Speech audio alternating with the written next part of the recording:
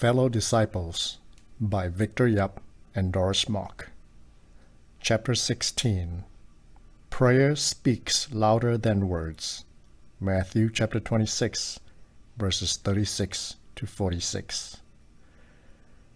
A concerned Charlie Brown came to Lucy, the psychiatrist, setting up shop in her counseling booth, and poured out his heart. "I'm worried about my dad." She instinctively questioned him. "How old is your father?" He turned to her, hoping for some words of advice, and said, "I think he just turned 40. Charlie Brown revealed, every night he sits in the kitchen eating cold cereal and looking at the pictures in his old high school yearbook. Lucy replied without further analysis. "Nothing to worry about. He's right on schedule. 50 cents, please." The disciples first heard Jesus mentioning his betrayal while they were in Galilee, Matthew 17:22, and the next time when they were going up to Jerusalem, Matthew 20:17 to 18.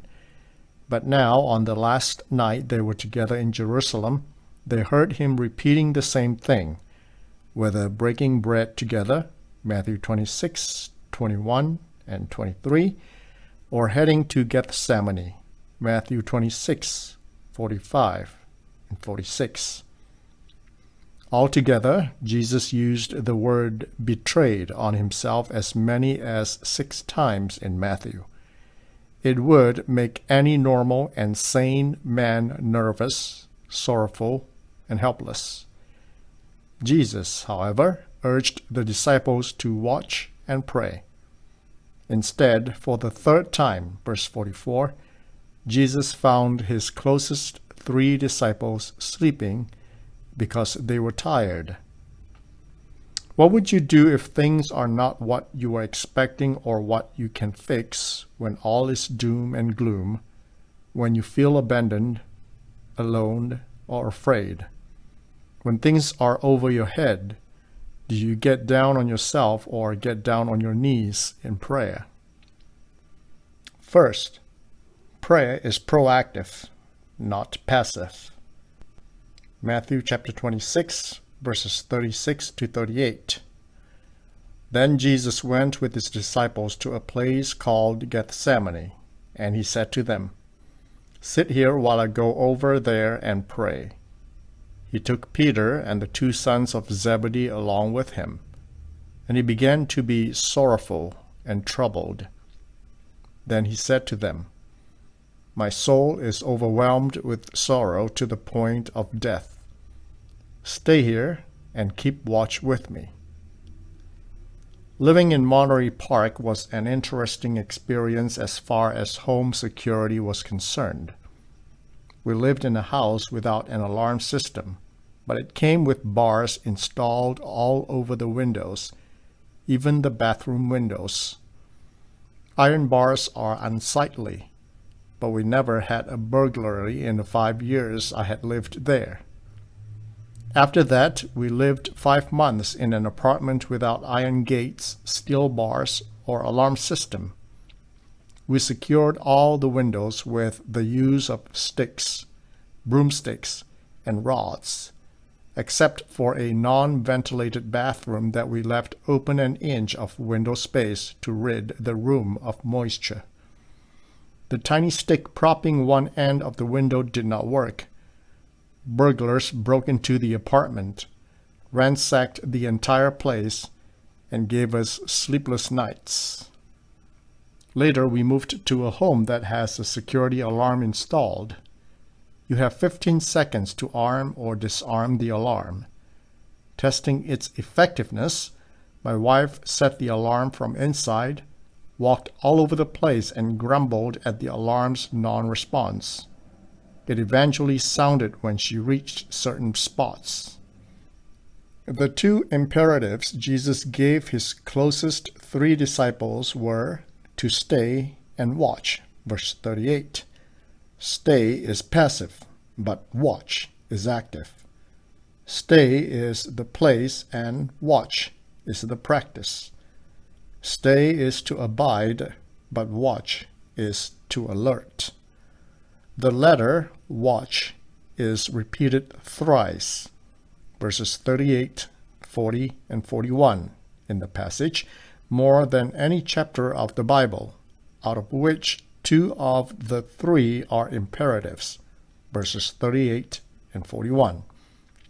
Watch is a present imperative, means progressing, persistent, and patient. His commands were understandable. At this point, Jesus felt sorrowful, troubled, and overwhelmed with sorrow. The single Greek words troubled, verse 37, and overwhelmed with sorrow, verse 38, make their debut in the Bible. Jesus had previously used 3 analogies for watching, or Gregorio in Greek, verse 38, the precursor for the name Gregory, which literally means watchman.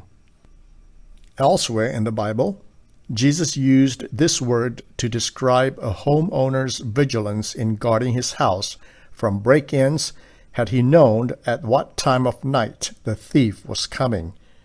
Matthew 24, 42-43. Another analogy Jesus used for vigilance is the task of the doorkeeper who had the assigned task of guarding the door. Mark 13:34.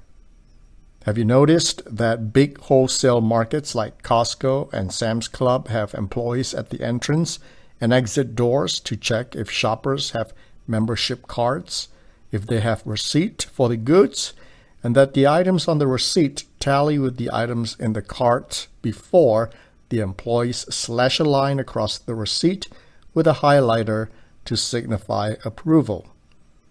Even non-membership stores like electronic giants Best Buy and Fry's assign 1 or 2 employees to do checks, sometimes one at the exit and possibly another at the entrance. The last analogy is another doorkeeper analogy, but this time his or her sole task is more specific. Not just to keep watch, but to open the door immediately for the master of the house who knocks at the door on his return from a wedding banquet. Luke 12:35-38, especially into the sleepy third watch of the night, between midnight and 3 a.m.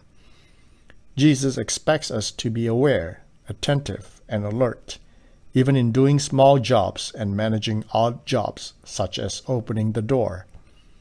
In Luke's parallel passage, Jesus had a plan for Peter. "Simon, Simon, Satan has asked to sift you as wheat, but I have prayed for you, Simon, that your faith may not fail. And when you have turned back, strengthen your brothers."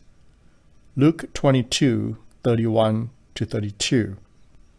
Satan is a crouching lion and an impostor angel.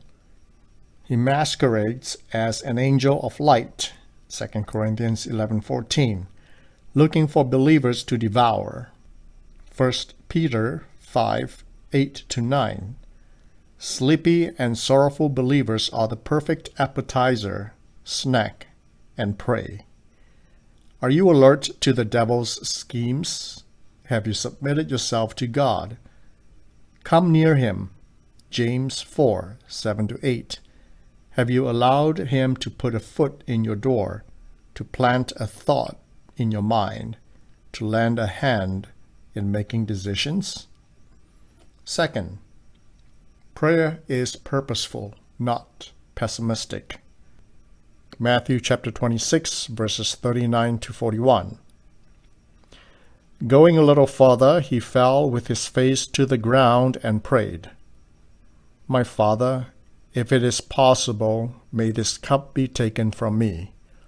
Yet not as I will, but as you will." Then he returned to his disciples and found them sleeping. "Could you men not keep watch with me for 1 hour?" he asked Peter.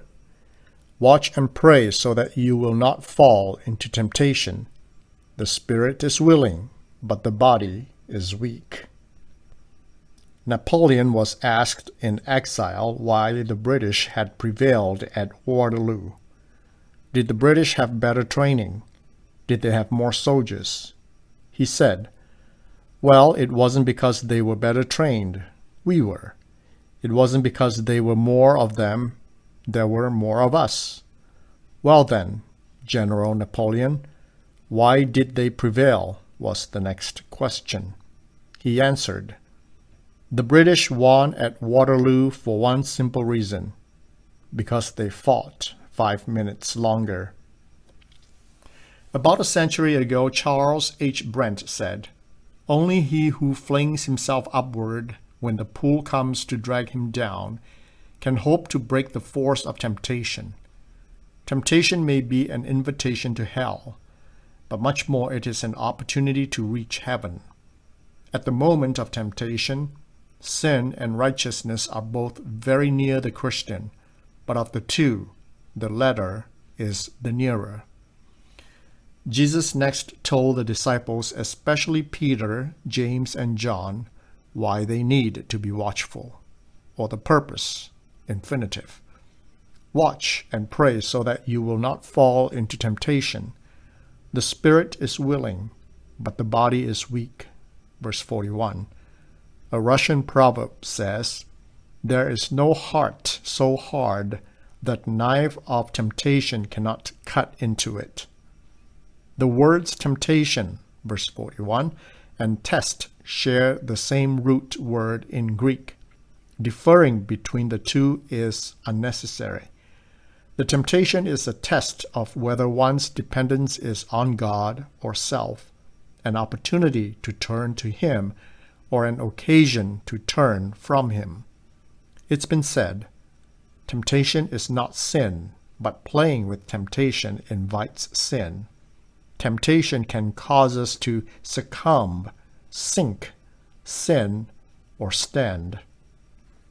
In other passages, Jesus used two prepositions to describe two ways believers respond to temptation.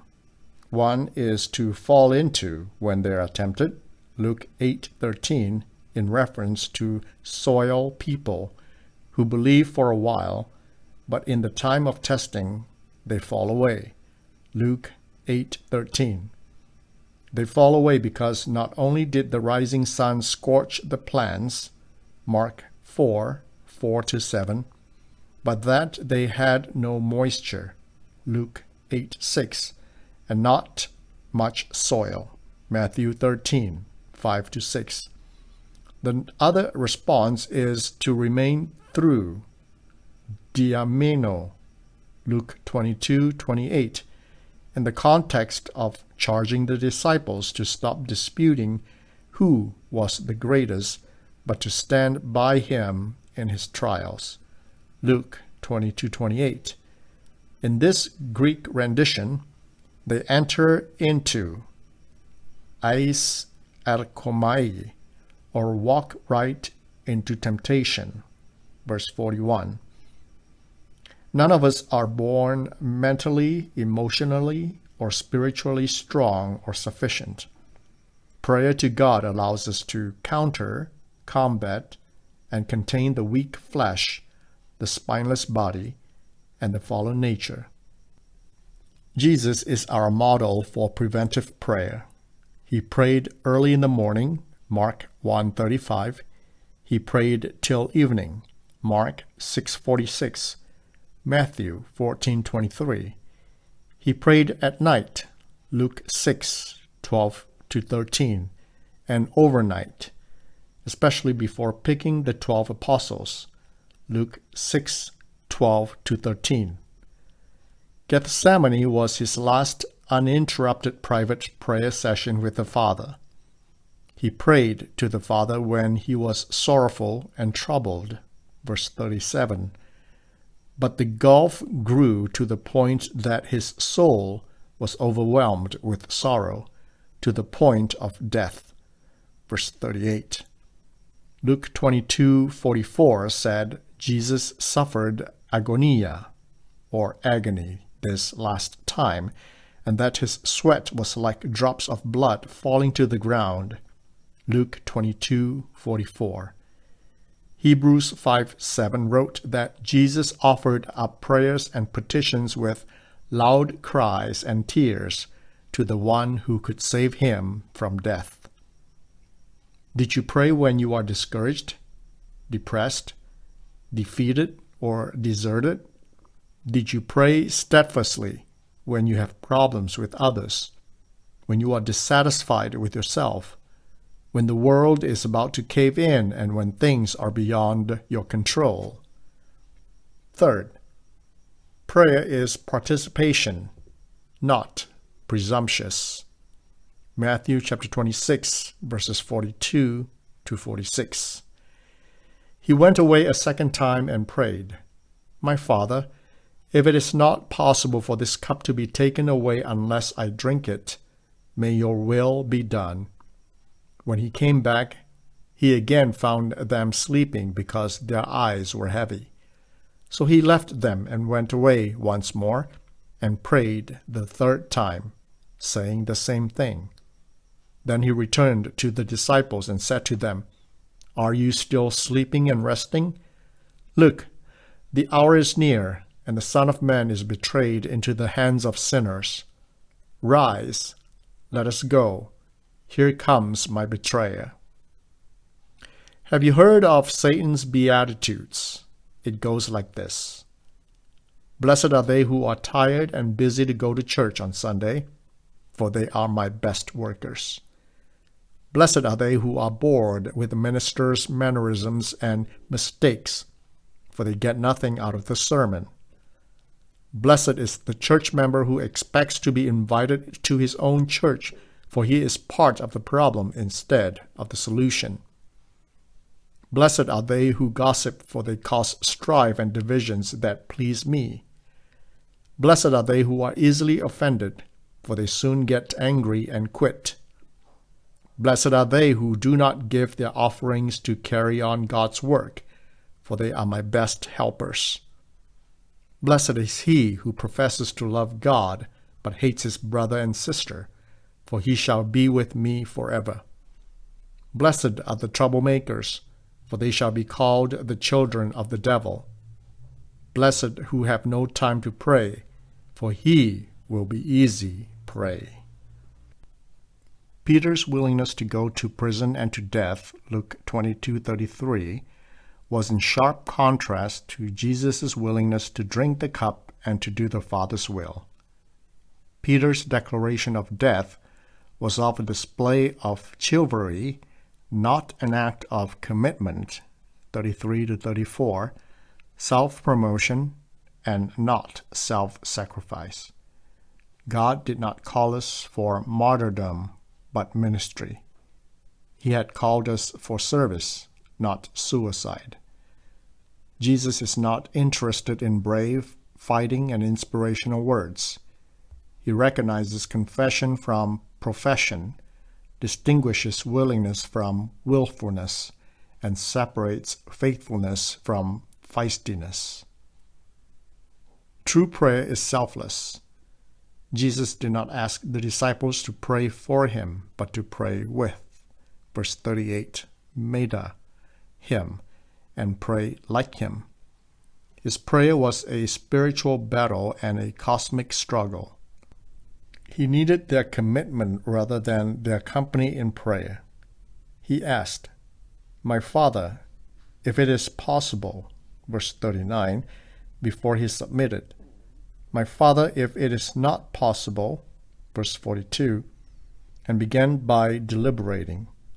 "Yet not as I will, but as you will," verse 39, but ended by declaring, "May your will be done," verse 42. Jesus was a model of participating with the Father in prayer. There is an imperative in his first prayer, and in his second prayer, the first is be taken or pass, verse 39, but the second is be done, verse 42. True prayer is not asking God for the things you think you need, but asking Him to do His work in your life. The most fascinating word in prayer is the word with, verse 38 and 40, meta in Greek. Prayer is not what you can do for God, but what God does with you, in you, and to you. Not for the things you can have, but for the person you can be. It is not informing or intervening, but interceding with Him. On the subject of prayer, Mother Teresa said, "I do not pray for success. I ask for faithfulness." Don Wiggins, a CMA pastor, says, "You have no right to ask God to show you His will unless you agree to do it in advance." Conclusion. It's been said, the price of freedom is eternal vigilance. Vigilance must be sought and fought. Do you want to look good before others? To impress men or God? To satisfy oneself or fulfill God's will? Do you still perceive things from a human, selfish, carnal point of view? Does Satan need to tempt you, or are you tempting him by your actions, mindset, and life? Bible study questions. 1. What did Jesus take his disciples to do in Gethsemane? Verse 36. 2. How did Jesus feel at that time? Verses 36 to 37. Read Mark 22:44. 3. Feeling the way he did, what did Jesus request and command Peter and the two sons of Zebedee to do? Verses 36 to 37. 4. What is the main focus in Jesus' prayer? List the progression in verses 39, 42, and 43. 5. Each time after Jesus had prayed, what did he find his disciples doing? Why were they like that? What reminder did he give them? Verses 38, 40 to 41, and 45. 6. What happened all three times after Jesus had finished praying? Verse 45 to 46. 7. Discussion questions. A. As disciples of the Lord, how should we watch and pray that we may not enter into temptation? Try to provide an example. B. We have many examples to the experience of the spirit is willing, but the flesh is weak.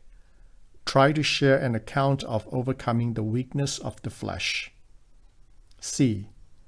As disciples of the Lord, how are we to let go of our wishes and let God's will be done in our lives? Offer an example to explain clearly. Application. Personal devotional reflections. 1. Meditate on the Lord's presence at Gethsemane, where he was exceeding sorrowful, even unto death. Ask the Spirit to lead you to understand how he felt as he faced the cross. 2. Working together with God, think of a situation or a person to watch and pray for. 3. Pray for a personal struggle you have, admitting, "May God's will be done," in your prayer. Write it down and look at it daily to see how God accomplishes His purpose. Small group sharing and activities. 1. Listen to a song on Gethsemane. It is midnight and on Olive's brow. It is midnight and on Olive's brow the star is dimmed that lately shone. 'Tis midnight in the garden now, the suffering Savior prays alone. 'Tis midnight, and from all removed, the Savior wrestles lone with fears. Even that disciple whom he loved heeds not his Master's grief and tears. 'Tis midnight, and for others' guilt the man of sorrows weeps in blood. Yet he that hath in anguish knelt is not forsaken by his God. It is midnight, and from either plains is born the song that angels know. unheard by mortals, are the strains that sweetly soothe the Savior's woe. 2.